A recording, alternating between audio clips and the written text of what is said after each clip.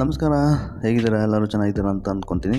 ನನ್ನ ಒಂದು ಹೊಸ ವಿಡಿಯೋಗೆ ನಿಮಗೆ ಸ್ವಾಗತ ಹೇಳ್ತಾ ಇದ್ದೀನಿ. ಈಗ ನೀವು ನೋಡುತ್ತಿರುವಂತಹ ಹಳ್ಳಿ, ನಾವು ಮಂಚಿನಬೆಲೆ ಡ್ಯಾಮ್‌ನ ನೋಡ್ಕೊಂಡು ಬಂದಾಗ ರೈಟಿಗೆ ಸಿಗುವಂಥ ಈ ಒಂದು ಹಳ್ಳಿ. ಈ ಹಳ್ಳಿನ ನಾವು ಕ್ರಾಸ್ ಮಾಡಿ ಹೊರಟ್ರೆ ನಮಗೆ ಒಂದು ಕಾಡು ಸಿಗುತ್ತೆ. ಅಂದರೆ ಅರಣ್ಯ ಪ್ರದೇಶ, ಸಾವನದುರ್ಗ ಅರಣ್ಯ ಪ್ರದೇಶ ನಮಗೆ ಎದುರಾಗುತ್ತೆ. ನೋಡಿ, ಇಲ್ಲಿಂದ ಶುರುವಾಗಿದೆ.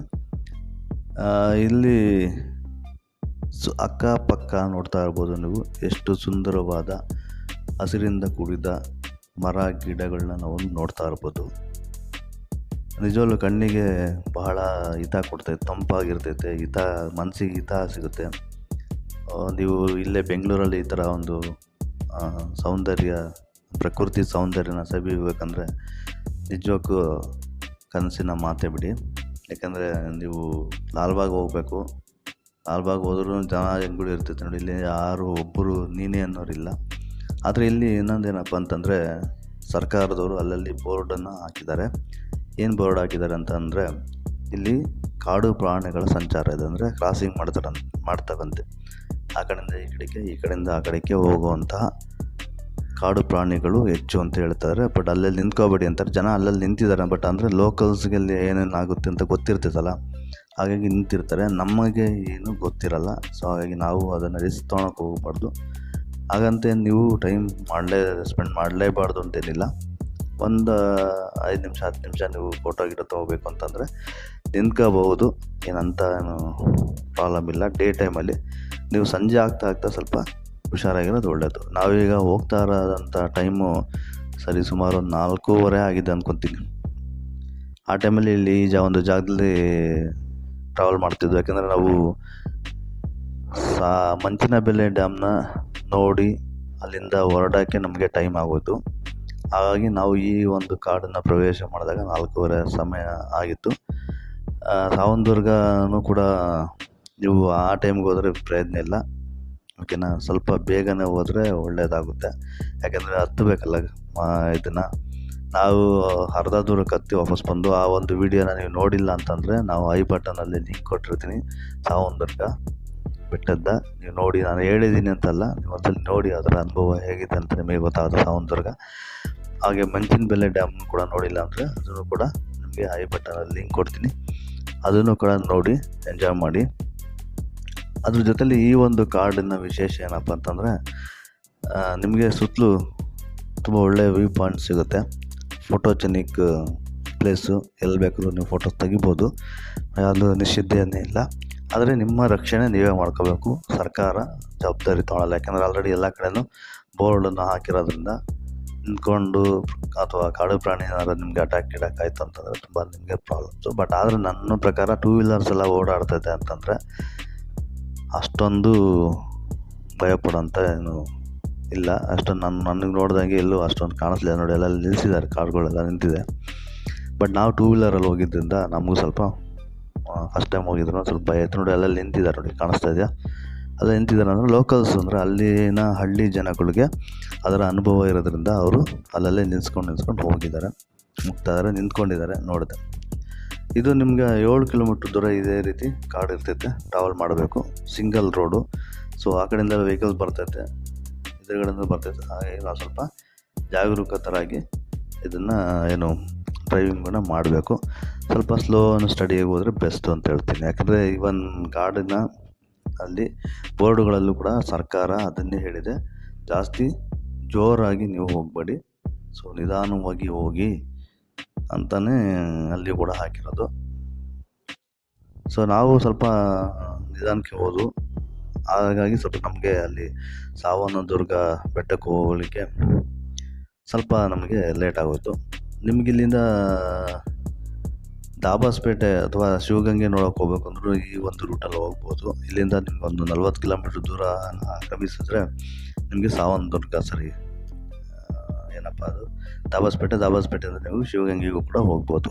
ಹಾಗಾಗಿ 2 ಬೆಟ್ಟಗಳನ್ನ ನೀವು ನೋಡಬೇಕು ಅಂತಂದರೆ ಸ್ವಲ್ಪ ಬೇಗನೆ ಹೊರಡಬೇಕು. ಬೆಳಗ್ಗೆನೇ ನೀವು ಒಂದು 6-6:30 ಅಷ್ಟು ನೀವು ಸಾವನದುರ್ಗದಲ್ಲಿದ್ದರೆ ನೀವು 10 ಗಂಟೆ ಅಷ್ಟಿಗೆ ನಿಮ್ಮ ಒಂದು ಟ್ರೆಕ್ಕಿಂಗ್ನ ಮುಗಿಸಿ ಕೆಳಗಡೆ ಇಳಿಬೋದು. ಅಲ್ಲಿ ಬಂದು ಲೈಟಾಗಿ ತಿಂಡಿ ಮಾಡಿಕೊಂಡು, ಅಲ್ಲಿ ಸಣ್ಣ ಹೋಟ್ಲುಗಳು ಸಿಗ್ತವೆ ನಿಮಗೆ. ಸೊ ಅಲ್ಲಿ ತಿಂಡಿ ಮುಗಿಸ್ಕೊಂಡು ನೀವು ಅಲ್ಲಿಂದ ನೀವು ಶಿವಗಂಗೆಗೆ ಟ್ರಾವೆಲ್ ಮಾಡ್ಬೋದು. ಒಂದು 40 ಕಿಲೋಮೀಟ್ರ್ ದೂರ ಹೋದರೆ ಶಿವಗಂಗೆ ಬೆಟ್ಟನ ನೀವು ಟ್ರಾವೆಲ್ ಮಾಡ್ಬೋದು. ತುಂಬಾ ಚೆನ್ನಾಗಿದೆ.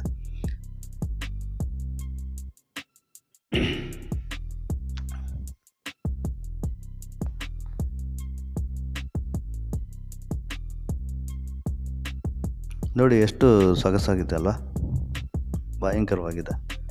ಅದು ಟ್ರಾವೆಲ್ ಮಾಡ್ತಾ ಮಾಡ್ತಾ ಇನ್ನೂ ನಮಗೆ ಜೋಶ್ ಬರ್ತೈತೆ ಹೊರತು ಜೋಶ್ ಮಾತ್ರ ಕಮ್ಮಿ ಆಗೋಲ್ಲ. ತುಂಬ ಚೆನ್ನಾಗಿದೆ ನೋಡಿ, ಸುತ್ತಲೂ ಎಂಥ ವೆರೈಟೀಸ್ ಆಫ್ ಇದು ಪ್ರಕೃತಿ. ನಿಮ್ಗೆ ನಿಶ್ಶಬ್ದವಾಗಿದೆ, ಓಕೆನಾ. ಯಾವುದೇ ರೀತಿಯ ತೊಂದರೆಗಳಿಲ್ಲ, ಅಂದರೆ ಯಾರು ಡಿಸ್ಟರ್ಬೆನ್ಸ್ ಇಲ್ಲ. ಬಟ್ ಟ್ರಾವೆಲ್ ಮಾಡ್ತಾ ಇರ್ತಾರೆ, ಜನ ಓಡಾಡ್ತಾ ಇರ್ತಾರೆ. ಸಂಜೆ ಆದ್ರೂ ನಿಮಗೇನು ತೊಂದರೆ ಇಲ್ಲ. ಆ್ಯಕ್ಚುಲಿ ನಾವು ವಾಪಸ್ ಬರಬೇಕಾದ್ರೆ ಇದೇ ರೂಟಲ್ಲೇ ಬಂದು, ಯಾಕಂದರೆ ನಮಗೆ ಬೆಂಗಳೂರಿಗೆ ಹತ್ರ ಆಗೋದೇ ಇದೆ ರೂಟು. ಇಲ್ಲಾಂತ ನೀವು ಮಾಗಡಿ ಹೋಗಿ ಹೆಚ್ಚಾಗಿ ಅಲ್ಲಿಂದ ಮಾಗಡಿಯಿಂದ ನೀವು ಬೆಂಗಳೂರಿಗೆ ಕೂಡ ಟ್ರಾವೆಲ್ ಮಾಡ್ಬೋದು. ಈ ಕಾಡಲ್ಲಿ ಬರೋದು ಕಷ್ಟ ಆಗುತ್ತೆ ಅಂತಂದರೆ ಇದು ಅಂದರೆ ನಿಮಗೆ ಸ್ವಲ್ಪ ಹತ್ರ ಆಗುತ್ತೆ, ಯಾಕಂದರೆ ಜಾಸ್ತಿ ದೂರ ಅಂತಲ್ಲ. ನೀವು ಮಾಗಡಿಯಿಂದ ಹೋಗ್ತೀವಿ ಅಂದರೆ ಸುತ್ತು ಆಗುತ್ತೆ ಅಂತ ಹೇಳ್ತಾರೆ. ಸೊ ಹಾಗಾಗಿ ನೀವು ಈ ಒಂದು ರೂಟಲ್ಲಿ ನಿಸ್ಸಂಕೋಚವಾಗಿ ನಿರ್ಭಯವಾಗಿ ಬರ್ಬೋದು. ಆದರೆ ಲೇಟ್ ಮಾಡ್ಕೋಬೇಡಿ. ಸಂಜೆ 6 ಗಂಟೆ ಮೇಲೆ ಸ್ವಲ್ಪ ರಿಸ್ಕ್, ಯಾಕಂದರೆ ಪ್ರಾಣಿಗಳು ಯಾವ ಕಡೆಯಿಂದ ಟ್ರಾವೆಲ್ ಮಾಡ್ತವೆ ಅಂತ ನಮ್ಗೆ ಗೊತ್ತಾಗಲ್ಲ, ಯಾವ ಮೋಡಲ್ಲಿ ಟ್ರಾವೆಲ್ ಮಾಡ್ತವೆ ಅಂತ ಗೊತ್ತಿರಲ್ಲ. ಸೊ ಹಾಗಾಗಿ ನಾವು ಬೇಗನೆ ಹೋಗೋದು ಒಳ್ಳೆಯದು. ಆಮೇಲೆ ಇನ್ನೊಂದು ಸಂಡೇ ಟೈಮಲ್ಲಿ ಜಾಸ್ತಿ ಜನ ಓಡಾಡ್ತಾರೆ ಅಂತ ಅಲ್ಲಿನ ಲೋಕಲ್ಸ್ ಹೇಳಿದ್ರು. ಏನಪ್ಪ ಅಂತಂದರೆ, ಯಾಕೆ ಅಂತಂದರೆ ಅಲ್ಲಿ ಮಂಚಿನಬೆಲೆ ಡ್ಯಾಮ್ ಆಗಿರ್ಬೋದು ಅಥವಾ ಸಾವಂದುರ್ಗ ಬೆಟ್ಟ ಟ್ರೆಕ್ಕಿಂಗ್ ಆಗಿರ್ಬೋದು, ಅವರೆಲ್ಲ ಸಂಜೆ ಒಂದು 3 ಗಂಟೆಗೆ 2 ಗಂಟೆಗೆ ಬಂದವರೆಲ್ಲ ಹತ್ತಿ ಇಳಿಯೋಕ್ಕೆ ಟೈಮ್ ತಗೊಳತ್ತಲ್ಲ. ಸೊ ಹಾಗಾಗಿ ಅವರೆಲ್ಲ ಇಳಿದು ವಾಪಸ್ ಬಂದು ದೇವಸ್ಥಾನದಲ್ಲೆಲ್ಲ ಅಲ್ಲಿ ಪ್ರದರ್ಶನ ಮಾಡಿ ಮತ್ತು ಅಲ್ಲಿಂದ ವಾಪಸ್ ರಿಟರ್ನ್ ಆಗೋ ಟೈಮಲ್ಲಿ ಸ್ವಲ್ಪ ಲೇಟ್ ಆಗುತ್ತೆ. 7-8 ಗಂಟೆ ಆದ್ರೂ ಓಡಾಡ್ತಿರ್ತಾರೆ ಜನ ಅಂತ ಹೇಳ್ತಾರೆ. ಇನ್ನು ಮಿಕ್ಕಿದ್ದ ದಿನಗಳಂದರೆ ವೀಕ್ ಡೇಸಲ್ಲಿ ಮಂಡೇ ಟು ಅಥವಾ ಸಾಟರ್ಡೆ ಅಥವಾ ಫ್ರೈಡೇ ಅಪ್ ಟು ಫ್ರೈಡೇವರೆಗೂ ನಿಮಗೆ ಜನಸಂದಣಿ ಸ್ವಲ್ಪ ಕಮ್ಮಿ ಇರ್ತೈತೆ ಅಂತ ಹೇಳ್ತಾರೆ. ಯಾಕೆಂದರೆ ವೀಕ್ ಡೇಸ್ ಅಲ್ವಾ. ಹಾಗಾಗಿ ವೀಕೆಂಡಲ್ಲಿ ಅಂದರೆ ಸಾಟರ್ಡೆ ಅಥವಾ ಸಂಡೇ ಆಗಿರ್ಬೋದು, ಆಗ ನೀವು ಜನಸಂದಣಿ ಜಾಸ್ತಿ ಇರ್ತೈತೆ, ಆರಾಮಾಗಿ ಓಡಾಡ್ತಾ ಇರ್ತಾರೆ. ನೀವು 8 ಗಂಟೆವರೆಗೂ ಓಡಾಡ್ಬೋದು ಅಂತ ಹೇಳ್ತಾರೆ ಅಲ್ಲಿನ ಲೋಕಲ್ಸು. ಯಾವುದೇ ರೀತಿಯ ಭಯ ಇಲ್ಲ ಸರ್, ಇದುವರೆಗೆ ಆ ಥರ ನೋಟಿಸು ಕೂಡ ಆಗಿಲ್ಲ ಅಂತ ಹೇಳಿದ್ರು. ಆ ನೋಟಿಸ್ ಆಗೋದು ಬೇಡ, ಯಾವುದೇ ಪ್ರಾಣಿಗಳು ಯಾರಿಗೂ ತೊಂದರೆ ಕೊಡೋದು ಬೇಡ, ನಾವು ಕೂಡ ಪ್ರಾಣಿಗಳಿಗೆ ತೊಂದರೆ ಕೊಡೋದು ಬೇಡ. ಬಟ್ ಇನ್ನೊಂದು, ನೀವು ಯಾವುದೇ ಕಾರಣಕ್ಕೂ ಇಲ್ಲಿ ನಿಂತ್ಕೊಂಡು ಊಟ ಅಥವಾ ತಿಂಡಿ ಅಥವಾ ಏನೇ ಮಾಡಿದ್ರು ದಯವಿಟ್ಟು ನಿಮ್ಮ ಜಾಗಗಳನ್ನ ನೋಡಿ. ಇಲ್ಲಿ ತಿಂಡಿ ಮಾಡ್ತಾರೆ ನೋಡಿ, ಕೂತ್ಕೊಂಡು ತಿಂಡಿ ಮಾಡ್ತಾರೆ, ಊಟ ಸಂಜೆ ಟೈಮ್ ಊಟ ಮಾಡ್ತಾಯಿದ್ದಾರೆ. ಬಟ್ ಕೂತ್ಕೊಂಡು ಊಟ ಎಲ್ಲ ಮಾಡಿ ಜಾಸ್ತಿ ಟೈಮ್ ತೊಗೊಂಬಿಡಿ, ಪಟಾಪಟ ಮುಗಿಸಿ ಪಟಾಪಟ ಹೊರಡಿ. ಬಟ್ ಆದರೆ ಗಲೀಜು ಮಾಡಿಬಿಡಿ ಜಾಗಗಳನ್ನ ಅಂತ ನಾನು ಹೇಳೋದು. ಲಿಟ್ರಲ್ಲಿ ಅಲ್ಲಿನ ಪ್ರಕೃತಿ ನೋಡಿ ಎಷ್ಟು ನೀಟಾಗಿದೆ. ಕರ್ನಾಟಕದಲ್ಲಿ ನಾನು ನೋಡೋದ್ರ ಪ್ರಕಾರ ಎಲ್ಲೂ ಅಷ್ಟೊಂದು ಗಲೀಜು ಕಾಣಿಸಲ್ಲ. ಯಾವುದೇ ಒಂದು ಕಾಡಿಗೆ ಹೋಗಿ ಯಾವುದೇ ಒಂದು ನಿಲ್ಸ್ಕೊಂಡ್ರೆ, ನಾನು ಕರ್ನಾಟಕ ಅಂತಲ್ಲ, ಆಲ್ಮೋಸ್ಟ್ ಅಲ್ಲಿ ಎಲ್ಲ ಹಂಗೆ ಎಲ್ಲಿ ಅಂತ ನಾನು ಕೇಳ್ಕೊತೀನಿ. ಬಟ್ ಆದರೆ ಗಲೀಜು ಮಾಡಿಬಿಡಿ. ಗಲೀಜು ಮಾಡಿದಷ್ಟು ನಮಗೆ ನೋಡಿ ಒಂದು ಕೋತಿ ಇದ್ರಿಗೆ ಬಂದೋಯ್ತು, ಓಕೆನಾ. ಅದೇ ರೀತಿ ಬಂದರೆ ಏನು ಮಾಡೋಕ್ಕಾಗುತ್ತೆ, ನಾವು ಯು ಕೆನಾಟ್ ಡೂ ಎನಿಥಿಂಗ್. ಆ ಪ್ಲೇಸಲ್ಲಿ ಬೇರೆ ಏನಾದ್ರು ಬಂದರೆ ಏನು ಮಾಡ್ತೀರ ಅಲ್ವಾ. ಅದಕ್ಕೆ ಸ್ಪೀಡಲ್ಲೂ ಕೂಡ ಹೋಗ್ಬೇಡಿ, ಪ್ರಾಣಿಗಳಿಗೂ ತೊಂದರೆ ಆಗುತ್ತೆ ಅಂತ ಸರ್ಕಾರ ಸೂಚನೆ ಕೊಟ್ಟಿದೆ. ಸೊ ಇಲ್ಲಿಂದ ನೋಡಿ ಎಲ್ಲ ಕೆಲವರು ರೈಟು ಲೆಫ್ಟು ಎಲ್ಲ ಬರ್ತಾಯಿದೆ. ಎಲ್ಲೂ ಹೋಗ್ಬಿಡಿ, ಸ್ಟ್ರೈಟೇ ಹೋಗಿ ಒಂದು 7 ಕಿಲೋಮೀಟ್ರ್ ಕ್ರಮಿಸಿದಾಗ ನಮಗೆ ಸಾವನದುರ್ಗಕ್ಕೆ ಹೋಗುವಂಥ ಜಾಗ ಸಿಗುತ್ತೆ. ಸಾವನದುರ್ಗಕ್ಕೆ ಹೋಗ್ಬೋದು. ಸೊ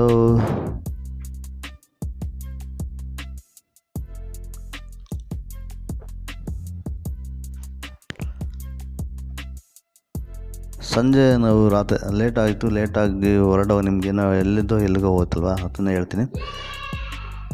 ರಾತ್ರಿ ನಾವು ವಾಪಸ್ ಇದೇ ರೂಟಲ್ಲಿ ವಾಪಸ್ ಬರಬೇಕಾದ್ರೆ ನಮಗೆ ಏನೋ ಒಂದು ಕ್ವಾಲೀಸ್ ಅಂತ ಗಾಡಿ ಇದೆ. ಕ್ವಾಲೀಸ್ ಗಾಡಿ ನಮ್ಮ ಮುಂದೆ ಹೋಗ್ತಾಯಿದ್ರು, ಫುಲ್ ಲೋಡ್ ಮಾಡ್ಕೊಂಡು. ಅಂದರೆ ಜನ ಇದ್ದರು, ಅಲ್ಲಿ ಟ್ರಾವೆಲ್ ಮಾಡ್ತಾಯಿದ್ರು. ಅವ್ರನ್ನ ನಾವು ಫಾಲೋ ಮಾಡ್ಕೊಂಡು ಬಂದು ಸ್ವಲ್ಪ ಧೈರ್ಯವಾಗಿ. ಹೊಸ್ದಾಗಿ ಹೋದ್ರೆ ಸ್ವಲ್ಪ ಭಯ ಅನಿಸುತ್ತೆ, ಯಾಕಂದರೆ ಕತ್ತಲೆ ಇರ್ತೈತೆ. ನಮ್ಮ ಲೈಟ್ ಆಫ್ ಮಾಡಿದ್ರೆ ಏನೂ ಕಾಣಿಸಲ್ಲ, ಗುಯಿ ಅಂತ ಇರ್ತೈತೆ. ಬಟ್ ಅದನ್ನೆಲ್ಲ ವೀಡಿಯೋ ಮಾಡಲಿಲ್ಲ ನಾನು, ಯಾಕೆಂದರೆ ಅಷ್ಟೊಳಗೆ ನಾವು ಟಯರ್ಡ್ ಆಗಿದ್ದು. ಯಾಕೆಂದರೆ 3 ಪ್ಲೇಸ್ ಕವರ್ ಮಾಡಿದ್ದು ನಾವು ಆವತ್ತಿನ ದಿವಸ.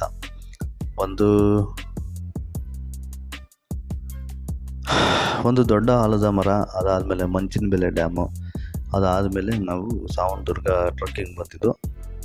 ಇದನ್ನು ನೋಡಿ ಇಷ್ಟು ಲೇಟಾಗಿ ನಾನು ಎಡಿಟ್ ಮಾಡಾಕ್ತಿದ್ದೀನಿ. ಎಡಿಟ್ ಏನು ಮಾಡ್ತಾ ಇಲ್ಲ, ಹಾಗೆ ಇದೆ. ಬಟ್ ವಾಯ್ಸ್ ಓವರ್ ಮಾತ್ರ ಮಾಡ್ತಾಯಿದ್ದೀನಿ, ಹೇಗಿದೆ ಹಾಗೆ ಹಾಕ್ತಾಯಿದ್ದೀನಿ, ಓಕೆನಾ. ಯಾಕೆಂದರೆ ಇನ್ನು ಎಡಿಟ್ ಮಾಡೋಕ್ಕೇನಿಲ್ಲ, ಕಮ್ಮಿ ಮಾಡಬೇಕಷ್ಟೇನಿಲ್ಲ, ಯಾಕೆಂದ್ರೆ ತುಂಬ ಲೆಂತ್ ಆಯಿತು ಹಾಗಾಗಿ. ಓಕೆ, ಎನಿವೇ ಈ ಒಂದು ವಿಡಿಯೋ ಇಷ್ಟ ಆಯಿತು ಅಂದರೆ ಲೈಕ್ ಮಾಡಿ. ಸೊ ಬ್ಲಾಗ್ ಮಾಡಬೇಕು ಅಂತ ಅಂದ್ಕೊತೀನಿ, ಕಾರಣಾಂತರದಿಂದ ಮಾಡೋಕ್ಕಾಗ್ತಿಲ್ಲ.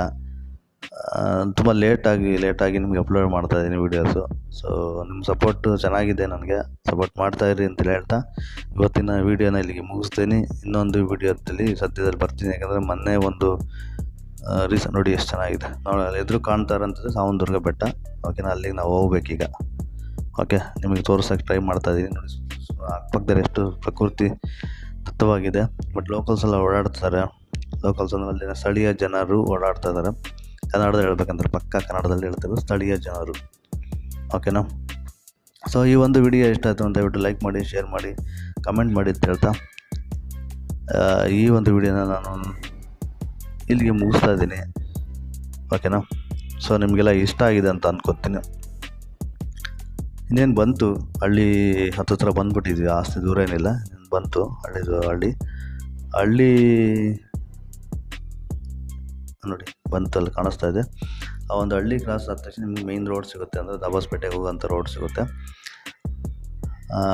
ನೋಡಿ. ಬಂದೇ ಬಿಡ್ತಿಲ್ಲ, ಇನ್ನೇನು ಇದೆ ಮೇಯ್ನ್ ರೋಡು. ಈ ಮೇಯ್ನ್ ರೋಡನ್ನು ನಾವು ಸ್ಟ್ರೈಟ್ ಒಂದೇ ರೂಟ್ ಹೋಯ್ತು ಅಂದರೆ ನಮಗೆ ದಾಬಾಸ್ಪೇಟೆ ಕನೆಕ್ಟ್ ಆಗುತ್ತೆ. ಅದು ದಾಬಾಸ್ಪೇಟೆನ ನಾವು ಶಿವಗಂಗೆಗೆ ಆರಾಮಾಗಿ ಬೆಟ್ಟಕ್ಕೆ ಹೋಗ್ಬೋದು. ಅದಕ್ಕಿಂತ ಮುಂಚೆ ನಾವು ಸಾವನದುರ್ಗನ ನೋಡ್ಬೋದು ನೋಡಿ. ಇಲ್ಲಿಂದ ಹೋಗಿ ನಾವು ಇಲ್ಲಿಂದ ನಾವು ಸ್ಕಿಪ್ ಮಾಡ್ತೀನಿ, ವಿಡಿಯೋನ ರೆಕಾರ್ಡ್ ಮಾಡಲಿಲ್ಲ, ಸ್ವಲ್ಪ ದೂರ ಆದಮೇಲೆ ಸ್ಕಿಪ್ ಮಾಡಿದ್ದೀನಿ ನಾನು, ಇಲ್ಲ ಹಂಗೆ ಕಂಟಿನ್ಯೂ ಮಾಡಿದ್ದೀನಿ, ಪರವಾಗಿಲ್ಲ ಅಷ್ಟೇ. ಇಲ್ಲ ಎಂಡ್ ಆಗ್ತೀನಿ ನೋಡಿ, ಎದುರಿಗೆ ನೋಡಿದ್ರೆ ನಿಮಗೆ ಎತ್ತಿದ ತಕ್ಷಣ ನೋಡಿ ಕಾಣಿಸುತ್ತೆ ಸಾವನದುರ್ಗ ಬೆಟ್ಟ. ಸೊ ಅಲ್ಲಿಗೆ ಹೋಗಬೇಕು. ಸೊ ಬನ್ನಿ, ನೀವು ಸಾವನದುರ್ಗ ಬೆಟ್ಟ ನೋಡ್ಕೊಂಬನ್ನಿ. ಒಂದು ಲೈಕ್ ಮಾಡಿ.